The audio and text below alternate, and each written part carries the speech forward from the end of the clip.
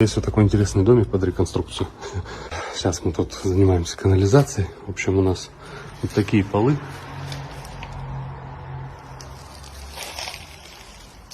Стяжка залита где-то в 3 сантиметра, где-то в сантиметр. Она кривая вся. Там тоже стяжка, тоже вся кривая. Здесь деревянное основание, которое таким и останется.